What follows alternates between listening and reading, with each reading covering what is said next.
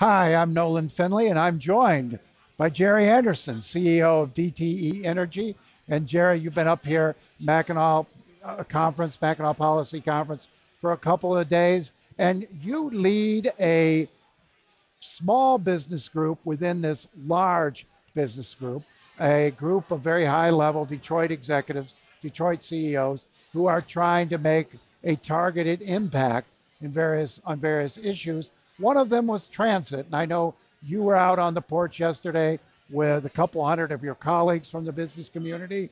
How frustrated are you by the inability to move this regional transit authority issue onto the ballot in November? Well, as you know, Nolan, this is something that the region's been trying to get done for decades. So I haven't been at it long enough to be frustrated. We're going to be persistent, though, and we're going to see this one through until we get a solution that works for the region.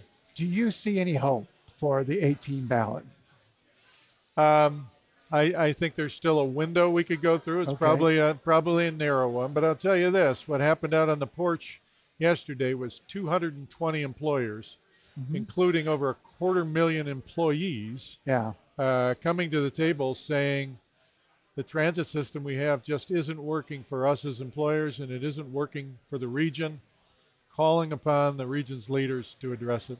So for your small group, this small group of CEOs includes Mary Barra, it includes Dan Lepp, a number of other executives of the larger Roger corporations, Penske, Hackett from Ford, so forth. And so it's very small, very exclusive club, I guess, trying to help Mayor Mike Duggan on a number of issues within the city.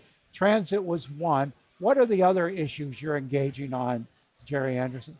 So I would say we are working closely with the mayor, but we want this to be a regional group as well. So beyond Detroit's borders. It's really civic issues within the region. So transit, we have been working. We've also been working youth employment hard, pairing with the Grow Detroit's Young Talent and the 8,000 young people, trying to both build and strengthen that program. Technical education. So we've gone in and have agreed as a group of CEOs to grab one of the technical schools per year, fund it up, and put it back in world-class shape. You started out with Randolph. We did. Randolph put a lot of money. You all put $10 million into that, and you changed it from a place where maybe 100 kids were attending.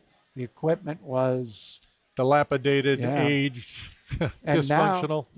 Now we've been out there, and it's just a gorgeous place, and a great place for these kids to learn. But there are other technical centers you're targeting as well. Well, we've got Bright Help in the sights now, so we've got a $9 million campaign for Bright Help that's well along. Penske, and that one's going to be automotive and hospitality, right? Correct. And there are a lot of jobs in this region looking for automotive technicians, mechanics, and looking for hospitality workers. So you go into the restaurant industry and talk to the people in the burgeoning food community in Detroit. Their big issue is they can't find staff. Lumen opened directly adjacent to our headquarters. In Beacon Park. It's booming. They're killing it. Their issue? We can't open for lunch because we can't find staff. The automotive folks will tell you the same thing. We can't find trained technicians to do auto service work.